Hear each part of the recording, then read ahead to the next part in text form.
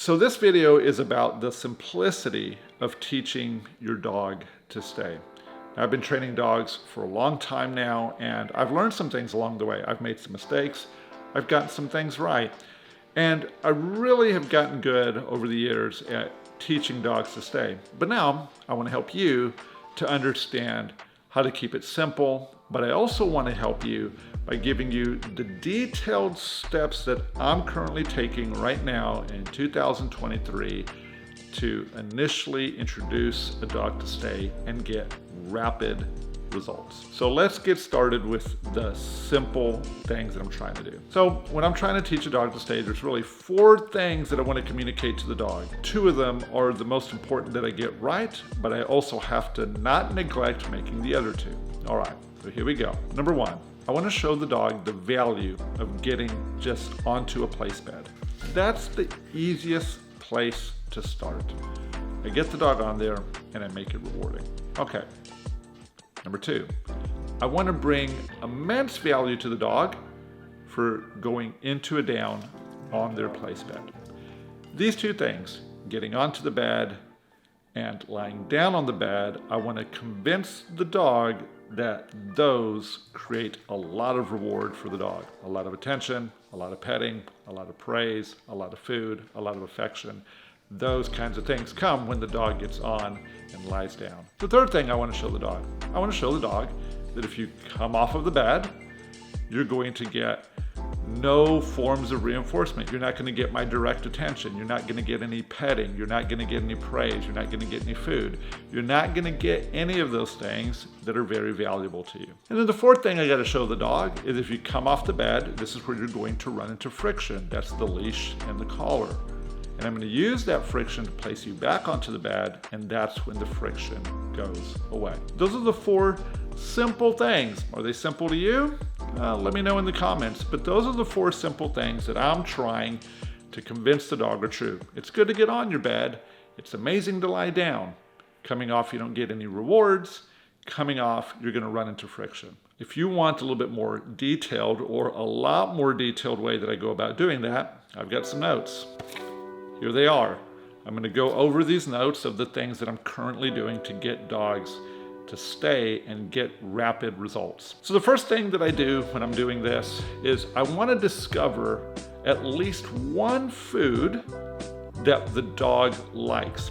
And this goes for dogs with low food drive, average food drive, high food drive. I want to find at least one thing that is more enjoyable than the others. Because if I can do that, I can positively influence the dog in so many ways. It's not always easy to discover this with low drive dogs. It's not easy to discover it with high drive dogs because you can't tell a difference, but try to pay attention because it's there. I promise you, there is a way to tell a difference between what your dog likes. When I'm making the selection for the food, I am looking at the proteins to determine which protein does the dog like better. Step 2, lure and bait the dog onto the bed. That means I'm going to put food to the dog's nose, I'm going to show the dog food, and I'm going to get the dog to get 4 feet on the bed. I might even reward the dog a little bit for partially getting on the bed in the beginning. It's okay to do that. I'll get the dog on the bed, and then when they initially get all 4 feet on the bed, I'm just going to make it very valuable. So I've gotten the dog onto the bed, and now what I'm going to do is I'm going to lure and bait the dog into a down. And I'm going to show the dog that this is the best choice that you can make. So the dog's gotten on, it's gotten some reward, the dog's laid down, it gets an overwhelming amount of calming but long duration reward. So now into 3. So then what I'm going to do is I'm going to show the dog the food, just like I'm showing you the palm of my hand. I'm going to show the dog the food, but I'm off the edge of the bed. And the moment the dog steps off of the bed, I'm going to close my hand. And then I'm going to ignore the dog. I'm not going to look at them at all. I'm going to have the food in my hand. It's going to be at their mouth, and I'm not going to give it to them. And I'm going to do that for about 10 seconds. Then I start the process over again. I lure the dog back onto the bed, reward it for getting on. I lure the dog for getting into the down. I show it how amazing it is, and then I bait the dog. And the moment I see the dog step off of the bed, I immediately take away the food, take away my attention, take away all those things that the dog values for 5 to 10 seconds. I'm gonna go through this cycle 3 to 5 times. So then somewhere, cycle 4, cycle 5, I'm gonna use my leash. I'm gonna bait the dog's gonna come off of the bed, I'm gonna close my hand, but I've got the leash in my other hand, and I'm going to gently guide the dog back onto the bed, slack the leash, and remove all of my attention. I'm gonna show the dog this thing over and over, probably 5, 6, 7 times if I have to.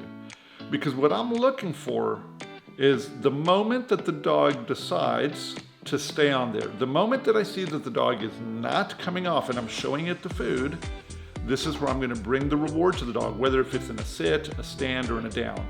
If it's not in a down, I'm gonna give it a little bit of food, and then I'm gonna lure the dog back into the down and make an overwhelming reward. Now, as I'm working this, how long am I gonna take to do this? Well, here's 2 ways you can do it. I'm gonna have food in a treat pouch, and the treat pouches that I use carry about a cup of food.